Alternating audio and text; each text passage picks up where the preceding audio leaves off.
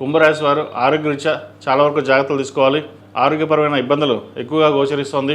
Surgery దాకా వెళ్ళే అవకాశాలు కూడా లేకపోలేదు. ధన ఖర్చు విషయంలో జాగ్రత్త వహించాలి. రూపాయికి 10 రూపాయలు ఖర్చు ఉంటుంది. సహోదరుతోటి ఆస్తి సంబంధించిన విషయవహారాల్లో ఇబ్బందులు ఉండే అవకాశం గోచరిస్తోంది.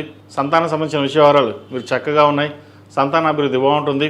ఏదైనా దూర ప్రాంత ప్రయాణాలు చేసేటప్పుడు అవసరమైతే తప్ప దూర ప్రయాణాలు చేయకుండా ఉండడం చెప్పదగినది. సెల్ఫ్ డ్రైవింగ్ విషయంలో కూడా జాగ్రత్త వహించాలి. ఒక అనుకోని సంఘటనలో చోటు చేసుకునే అవకాశం గోచరిస్తోంది. అదేవిధంగా ఎప్పుడో కొన్న స్థిరాస్తి విలువ పెరగడం, దాన్ని అమ్మేసి ఇంకో చోట ఇన్వెస్ట్మెంట్ చేయడం అనేది ఆలోచిస్తారు. అయితే ప్రస్తుత పరిస్థితుల్లో ఎటువంటి ఆలోచనలు చేయకుండా ఉన్న స్థిరాస్తిని కాపాడుకోవడం చెప్పదగిన సూచన. అదేవిధంగా రాశ్యాధిపతి వ్యయాధిపతి అయిన శని ద్వితీయ స్థానంలో ఉన్నారు. వీరికి ఏలినాటి శని నడుస్తోంది. అయితే ద్వితీయంలో శని వీరికి బలంగానే ఉన్నారు. కుటుంబ పరంగా ధనం పరంగా రావాల్సిన బెనిఫిట్స్ ఏవైతే ఉన్నాయో ఇవి చక్కగా వచ్చినప్పటికీ కొన్ని అనాలోచిత నిర్ణయాలు, ఖర్చుల వల్ల, సంతానం వల్ల ఇబ్బంది పడే అవకాశం గోచరిస్తుంది. అదేవిధంగా స్టమక్ సంబంధించిన ఇష్యూ వ్యవహారాలు, స్పైన్కి సంబంధించిన ఇబ్బందులు ఉండే అవకాశం గోచరిస్తుంది. వాటి విషయంలో జాగ్రత్త వహించాలి. ఈ రాశిలో జన్మించిన స్త్రీలకు మనోవేదన ఎక్కువగా ఉంటుంది. ఆరోగ్యరీత్యా కూడా చాలా వరకు ఇబ్బంది పెడుతుంది.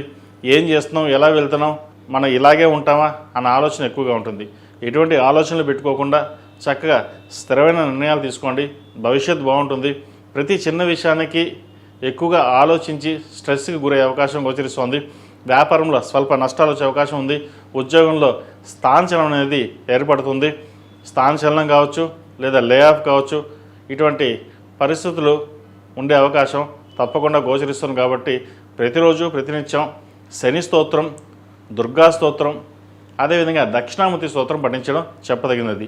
వివాహ సంబంధించిన విషయవహారాలు చక్కగా ఒక సంబంధం కుదురుతుంది. ఎప్పుడో సంబంధం చూశారు, రాలేదు, మళ్ళీ వస్తారా రాదా అన్న ఆలోచన ఎక్కువగా ఉంటుంది. ఇవన్నీ మనసులోంచి తీసేసేయండి.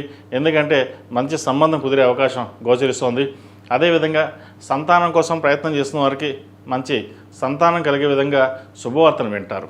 ఈ రాశివారు ప్రతిరోజు ప్రతినిత్యం ఆరావరి కుంకుమతోటి, కుబేర కుంకుమతోటి అమ్మవారిని పూజించడం, కస్తూరి పసుపుతోటి అమ్మవారికి అభిషేకం చేయడం చెప్పదగిన సూచన.